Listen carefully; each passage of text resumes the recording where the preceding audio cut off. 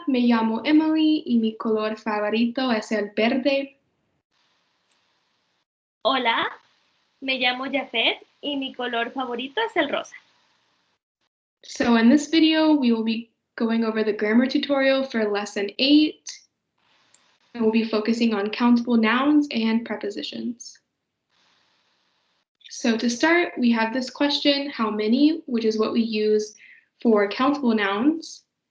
In previous chapters, so far we have learned mucho and poco to describe if there are a lot or a few of something. And these are considered quantifiers with countable nouns because what follows after, such as people or things, can be counted. There is one person, there are two people, and so on. And then in this chapter, we'll be learning some new ones. For example, demasiado, vario, algún, no hay ningún. And you'll notice with these four, they do change based on number and gender. We'll get more into that later. But that's what the at sign means. And the reason algún y no hay ningún don't have the at sign is because they have an accent mark when they are masculine singular. And then our last quantifier is bastante. And you'll note that unlike the other ones, bastante is unique because it ends with an E. And this means that it has the same form for masculine and feminine nouns. So you see with these examples, we have farmacias, which is feminine, and we have gimnasios, which is masculine, and it doesn't affect bastante. It still has an E. Our next question is how much, and this is what we use when talking about uncountable nouns. This refers to what cannot be counted, of course. If you look at some of these pictures, you get a better idea of what these words would be.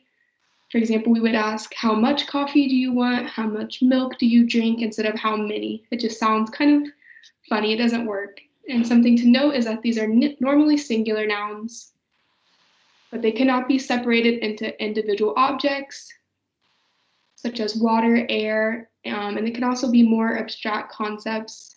In our chapter, we have this word, contamination, which would be an example of an uncountable noun. And the two quantifiers we have for this chapter are un poco de y nada de. And you'll notice that because they both end with de, it doesn't matter what comes after. Although we said normally they're singular nouns, the gender won't affect, for example, poco. It will never change. It's always going to be poco. So just to practice what we just covered, and remembering that quantifiers with countable nouns must agree in number and gender, we have some of these examples. And we just filled in the blanks. So the first one, hay bastantes parques in Athens. Because parques is masculine and feminine, we see that with bastantes.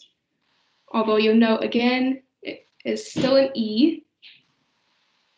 Something similar happens with the second one. This is one of the uncountable nouns.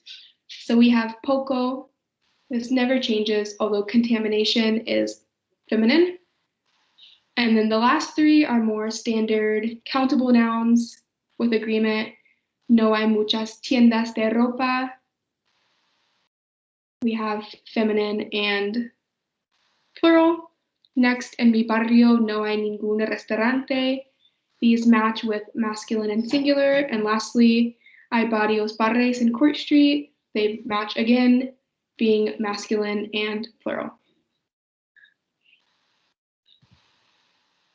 So now we have preposition. This word shows first location. For example, están en la casa de sus padres. In this first example, we can see and show us where is the house and who belongs the house. In the second example, están en Athens, we use this preposition and to show where the place is. The second use of preposition are direction towards something.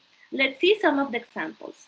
For example, algunas residencias estudiantiles están a la derecha de College Green. Caminamos hasta llegar al final de la calle. Paseo por el parque cerca de mi apartamento. Los amigos van desde la parada del autobús al supermercado. How can you observe? The prepositions are in bold and they help us to see where are the people going. For example, los amigos van desde la parada al supermercado. It helps us to show where the friends are where are going. An important note about prepositions is that we can combine it with adjectives to give more precise description and direction. For example, cerca de, lejos de, a la derecha, a la izquierda, al lado.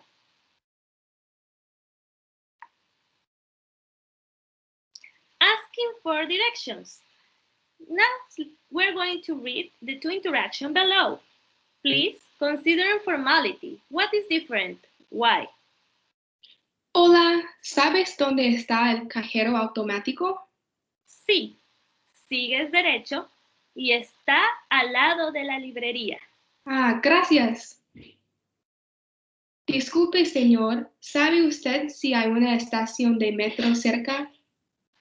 Cerca no, hay una, pero está un poco lejos, a unos 10 minutos de aquí.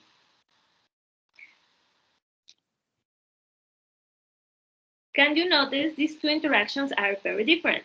The level of formality will be the main difference of these two. Why is this? Formal or informal?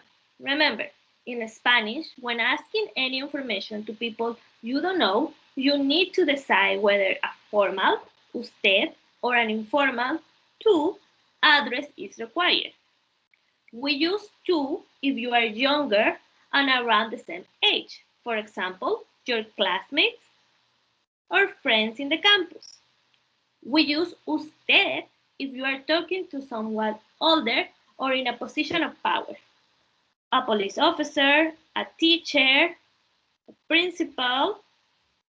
To get someone's attention, we use disculpe o perdone in the formal way, and we use disculpa o perdone in the informal way. If we are not sure if the person we know the answer, we use sabe or sabes. For the informal, sí. Do you know if? Gracias. Gracias.